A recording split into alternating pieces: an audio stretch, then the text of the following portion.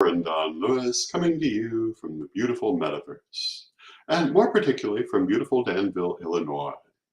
And welcome to Midday with Reverend Don. And I'm looking forward to our daily talk. I hope you are too.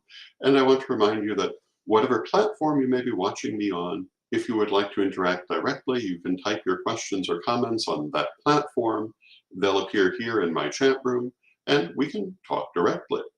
And for me, that's one of the best parts of this program. And hello to Michael in the chat room. Good to see you, Michael. And every Monday night I do a chat room through my Patreon. I've been doing that chat room since 1998. It started on about.com. It was on witchschool.com for many years. Now it's at revdonlewis.com. And Michael commonly comes to the chat room, so we saw each other just last night and had a lovely conversation. Good to see you today, Michael. And we'll have another lovely conversation. Hello to Janet in the chat room. And if you would like to join my Patreon, you can do so at revdonlewis.com. We have weekly chat rooms. We have several tiers of membership that bring different things. We have a monthly newsletter. We have a monthly surprise. We have a monthly seminar. We just did the first seminar this weekend. And we also have a monthly consultation available. Hello to Bradley in the chat room. Good to see you, Bradley. So if you're interested in my Patreon, you can find it again at revdonlewis.com. Hello to Renee in the chat room. And this is one of many things I'm doing. You can see other things I'm doing at corellianpublishing.com. and at paganworld.co. And it's a busy time. A few months ago, I had a cardiac incident that led me to retire in office within certain offices that I hold, which means not handling daily duties. You might have thought that I would have less to do after that, but I actually find this one of the busiest times of my life, which I'm not complaining about. It's a good thing. I think that if I'd been affected differently, it might be a bad thing. But I do feel good to be busy with lots of projects and lots of things to do. One of my most recent offerings is Reverend Don's Book of Questions, Volume 3, which is 100 questions and answers from my vlog that I did for 10 years, from 2010 till 2020. And there are 100 questions of all kinds regarding metaphysics and spirituality in each of the 3 volumes published so far of Reverend Don's Book of Questions. And you can get each one separately, or you can get them all together and save $10 at corellianpublishing.com. This weekend, we also premiered, I believe, the return of Reverend Don's Library of Horror. And if you're not familiar with Reverend Don's Library of Horror, the first run was a couple of years ago. And in it, we show classic horror films that are in the public domain and discuss them, particularly from a metaphysical perspective, but also from all perspectives. Some particularly classic horror films often have some very relevant metaphysical aspects to them. Others have less, but still are fascinating and interesting to watch. So this weekend we did Metropolis. I now have a co-host, Cosmo Rubiconis, and we had a great time with Metropolis. Hello to Renee in the chat room. Good to see you, Renee. It's good to have that project back in production. I believe the next film will be Messiah of Evil from 1973. Metropolis is from 1927. So quite a distance in time and also theme between these 2 movies. But what they do have in common is that both have metaphysical aspects that you might not think about, as well as cultural aspects you might not think about. And we'll be discussing those during our station breaks. And I quite enjoy this project, but then I've always loved horror films ever since I was a child. I think partly because of the spiritual aspect, even though it's rarely um, a um, a real spiritual aspect. But many horror films nonetheless touch on spirituality, and some of them, like the 1932 Mummy, can be quite profound spiritually. It all depends. And others, even though very inaccurate in terms of my understanding of spirituality, nonetheless make you think. And, that's always important.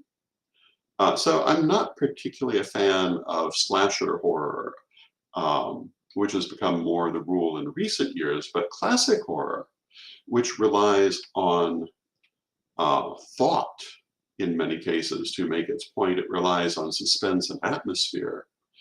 And in the case of films like Messiah of Evil, they also often rely heavily on aesthetics.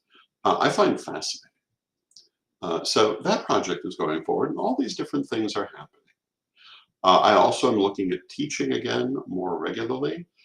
During the recent years, when I was serving as chancellor of the Correllian tradition, I found myself without time for much teaching. There were times I did a little bit, but I really couldn't do a lot. But now, being retired, I am planning to do a lot more teaching, particularly through Psychic Academy, which you'll be hearing more about soon, which is going to focus on the psychic arts. And for those of you who don't know, I've worked as a psychic since I was quite young. Um, I had basically retired from it for a number of years because I no longer really had the time to pursue it. And if I did psychic readings, they usually were for charitable purposes. But now I've returned to regular reading. And if you were interested in getting a reading from me, you can contact me at Rev Don Lewis at Facebook or donlewishp@aol.com and set one up. Hello to Brenda in the chat room. Brenda says psychological films are always better. I feel that. But Psychic Academy obviously will focus on the psychic arts, where I think I have quite a bit more to say than I've already said. Although I suppose if you assemble everything I've ever said on the subject, I might have less original to say because I've spoken frequently on it. But putting it all in one place and finding those things I have not elaborated on, I think is going to be important. I think that I bring, because of my background in priesthood, a different view to the psychic arts than you might find from someone without that background. I often talk about the importance of grounding, shielding, and arts like these, which I learned at the very beginning of my training as an important part of any kind of psychic or magical work, but which are often left out of psychic training, particularly in certain backgrounds. So I will certainly emphasize these along with your basic psychic training. So that's something that I'm doing now. So I have a lot going on. I hope that that you will enjoy being with me for this trip, because you're certainly going to hear about it if you're watching this program, even if you're not involved directly in any of these projects, because I will talk about them because they're what's happening in my life.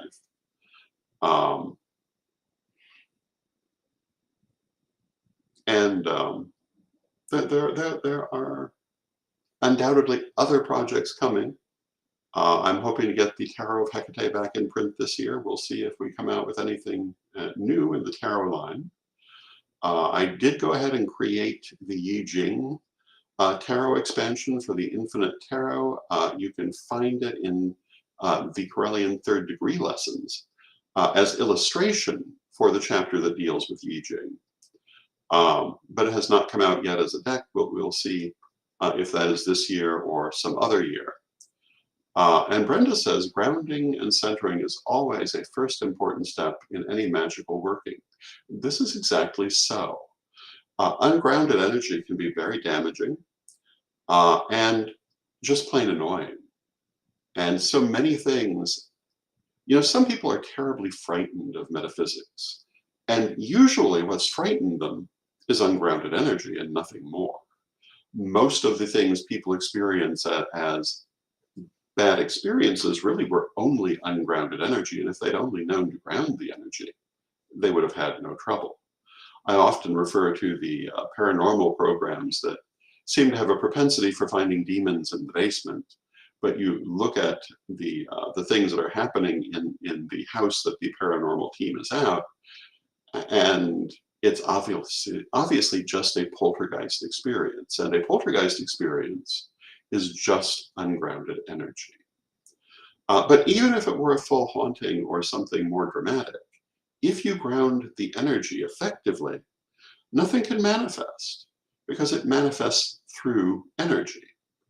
Now, I'll grant you, if you were dealing with,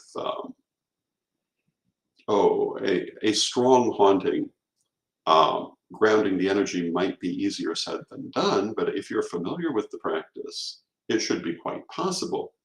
And certainly someone with a strong background in metaphysics can always ground the energy, because there are always ways.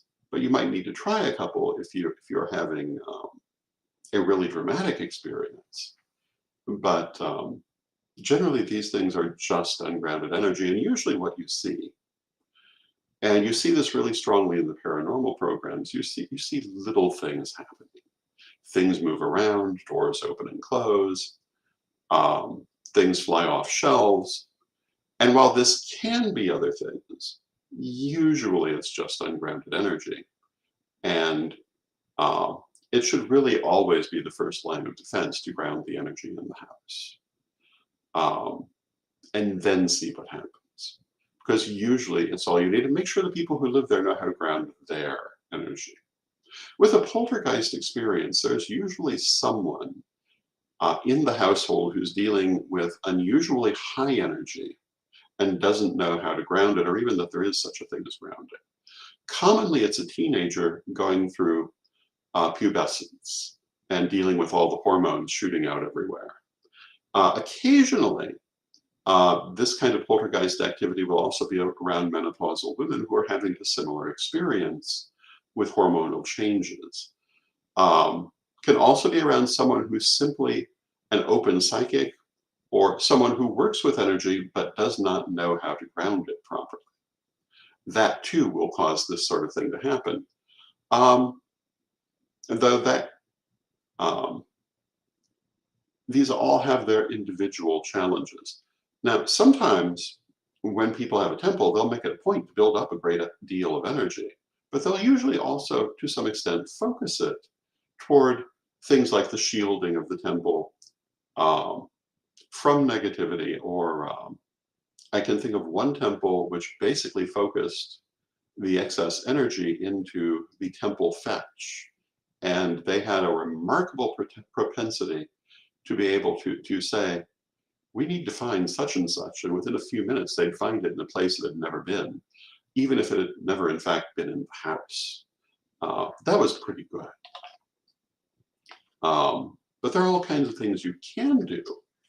But that's not the usual thing that happens when you have a great deal of energy around. Usually you need to keep it grounded, and you want to keep it clear. And hello to Jason in the chat room. And Jason says, good afternoon, Uncle. And in fact, it was Jason's temple I was speaking of that had the fetch. Once that particular temple building was gone, the effect vanished. But while it was there, it was remarkable, and I did get to see it actually in play. So there are a lot of fascinating things. And, I have to say, I was the active first priest of the Correllian tradition for 44 years of my life. Again, I'm now retired in office, which means I'm still a first priest of the Correllian tradition, but not dealing with daily issues. But one of the things this means is that during those 44 years, I gained a gigantic lineage. Not just people I personally trained and initiated, though there were a great many of those, but of course the people they went on to train and initiate are part of that same lineage. And having a large lineage brings things with it, as well. It brings energetic things. You have to be aware of all those connections. It also brings interactions with those people, and one expects certain things in a lineage. One of them is respect. One of them is loyalty. And of course, these things go both ways. But I feel like I have been respectful and loyal toward those people who have come through me. It is true there have been times I've had to withdraw my lineage, but that usually involved people who had done things that simply were not acceptable, um, and that is a thing that must be dealt with sometimes. Um, but I feel like when you're in a lineage, you are expected to show a certain amount of respect. I always treated Lady Crystal, whose lineage I bear, with the utmost respect. I do still, to the best of my knowledge. She has um, always felt this way herself. She's always shown the highest respect to my mother, who trained her. Um, and so it's a little surprising when that doesn't happen. You don't, I mean, I guess as you go through life, you gather experiences and you realize that things happen.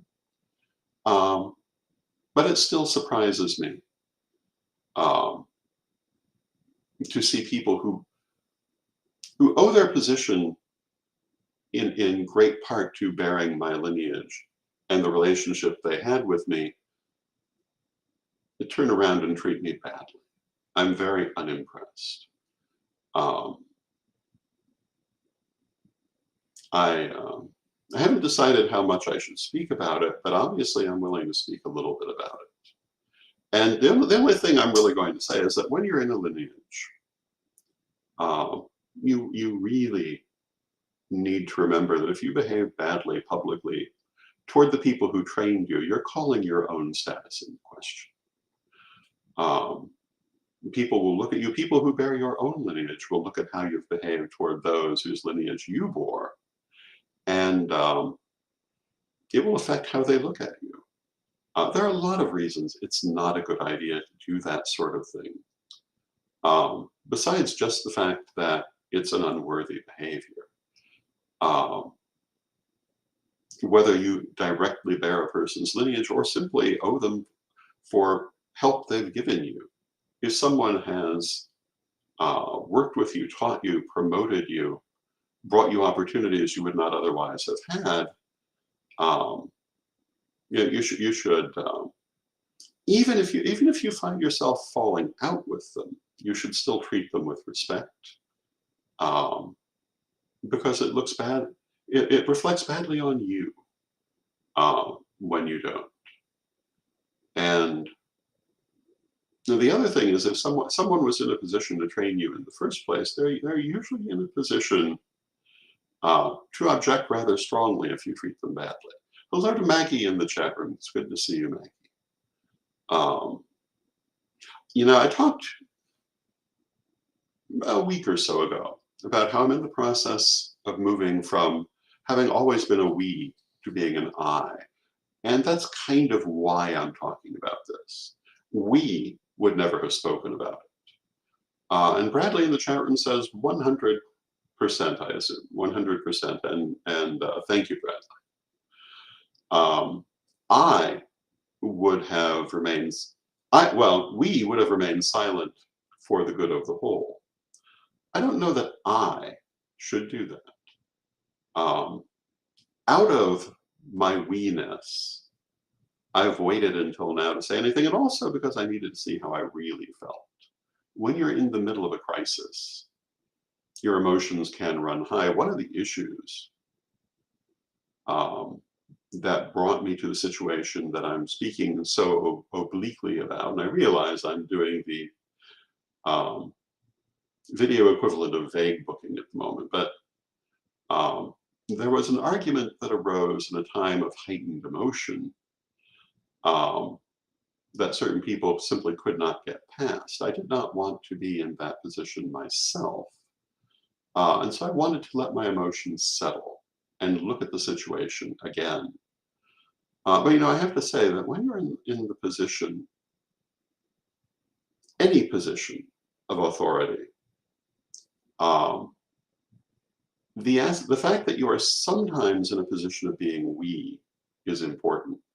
I say that I'm trying to focus on being I. That doesn't change the fact that I'm still in certain we positions, and I am mindful of that as well. Finding that balance is an issue. But when you're a we, you can't necessarily let your I considerations um, overwhelm you. And if someone um, well, it's just you have to consider the welfare of what you're speaking for, and not just your personal emotions at that moment. And I'm rather profoundly disappointed um, in how certain people have handled certain situations since the cardiac event happened, actually during the cardiac event, because everything I'm talking about happened while I was laying in the hospital bed before I even had a prognosis. Um, at the very time I should have been trying to be away from stress, I was being handed the most profoundly stressful situations, which I'm really not okay with. It really makes me question the motives for bringing these things to me at that time. Um, but I'm being way too introspective at this moment. So let me get back to speaking to everyone. That when you are in a position, because I'm often asked questions about leadership, and that's kind of the spirit in which I'm speaking. You have to remember your I versus your we. You have to not forget that you're an I. I'm certainly not suggesting that, although I would argue that I myself did. Um, you cannot sacrifice your own perspective constantly and think that you're going to be coming out of that well. At the same time, you also have to consider the welfare of whatever organization, whatever project you're running, whether it's a temple, whether it's a lineage, um, whether it's an entire tradition. If you're in that position of authority, in the end, the buck does stop with you. And you must think of more than just yourself. Hello to Ebony in the chat room. Good to see you, Sir Ebony. And Sir Ebony is one of our most talented pagan musicians, and was also involved in the Corellizyme commercial that was created for my birthday celebration. A wonderful collaboration between Sir Ebony, Sir Cloud, and Lady Aisha. Wonderful piece.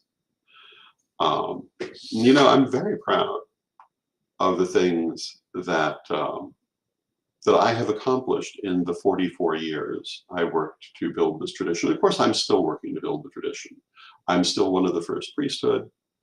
I'm aware that some people would like to forget that. I don't intend to permit that.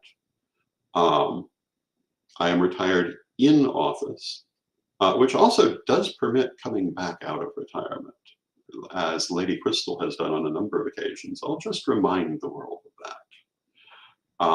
Although I'm not intending to do that.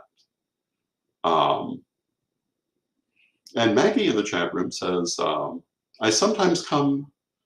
my I sometimes comes from my emotions, but I prefer the we for the good of all involved. And generally that's good.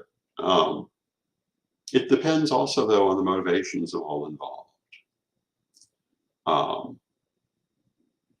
But I'm very proud of the things we've done over the years in the Corellian tradition and the many different incorporations that exist within the Corellian family.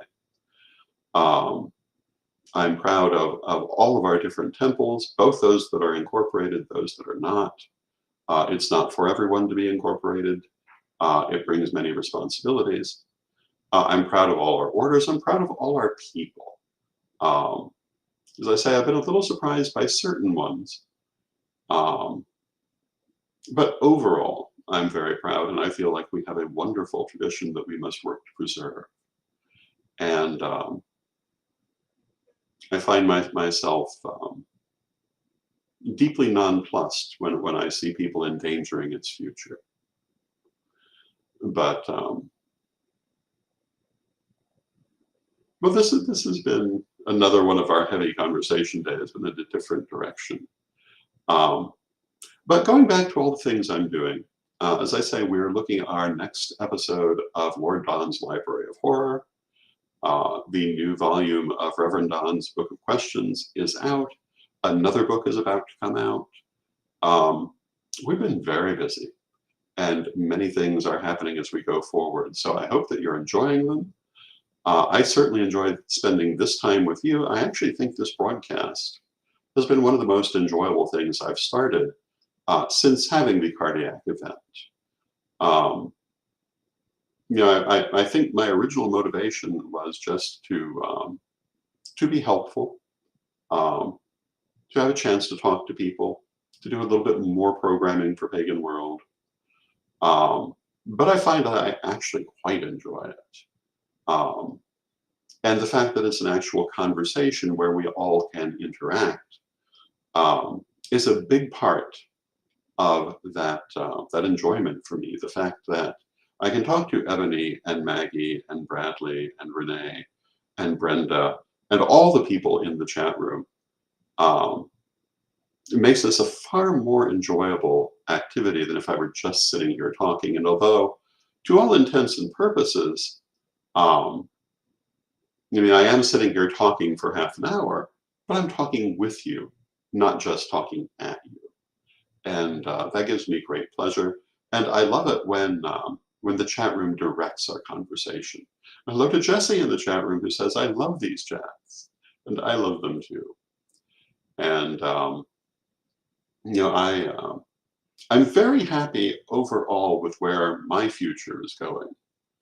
Um, I may talk about certain things I'm not happy with, but they don't actually affect me or my future all that much.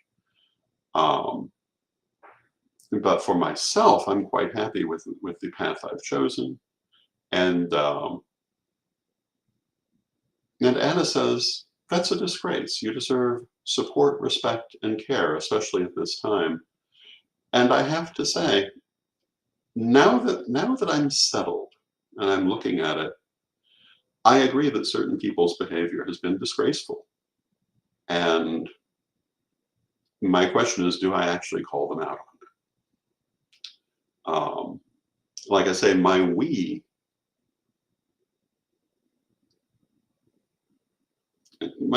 tells me to just go forward with the things I'm doing. But I also have to stop and think others are affected too. I have landed on my feet. I could have easily ended up living on a street corner somewhere. Um, and others closely associated with me were in no better position because of the actions taken. And I don't think that they're good for anyone. Um, I'm deeply shocked by certain actions and directions. And Bradley says, I'm glad you're doing okay now. Thank you, Bradley. And truly I am. And if you look at the projects that I've been talking about, if you look at the work we're doing, I'm quite happy with it. And as for my personal future, I think I've surprised certain people by landing on my feet and being perfectly fine in the long run. I don't think it's what they wanted to see. And the fact that I don't think it's what they wanted to see is part of what bothers me. Because, when you spend years working with people, building them up, um, promoting them, promoting them sometimes in ways that they simply will not promote themselves, um, you do have certain expectations. Um, and betrayal is not one of them. But, well, again, today has been a heavy day. If it's been too heavy, I apologize. I will try to avoid this sort of thing because it's not why I'm here. But it is important, I think, for me in working out that balance between we and I. I just didn't really think I'd be spending today doing it on camera. But I did tell you, you would be having a look into my life, and a deeper look into my life than I've given before, and that's kind of what this is. Um, Always historically, I was one to keep my private thoughts out of sight. I was raised that way. Um, I always felt that um, sharing your thoughts too much can muddy the water of your actions. But at this point in my life is different, and sharing my thoughts, my actual thoughts, I think is going to be more of a feature. And one thought I do want to reiterate, which I say every day, is that I love you all. And I love the wonderful supportive comments that I'm seeing in the chat room. I love spending this time with you, and also the time we spend in other formats. It really is a highlight of my life. So thank you all for being here, and thank you for being in my life. And with that, let us end with our prayer, and I will see you tomorrow. Beloved Mother Goddess, beloved Father God, beloved ancestors, we ask you to be with us and to guide us as we go forward, and to help us to find the balance between our private and public selves, to help us to understand when we should be I and when we should be we, and to help us to maintain correct relationships in our lives. We're only human.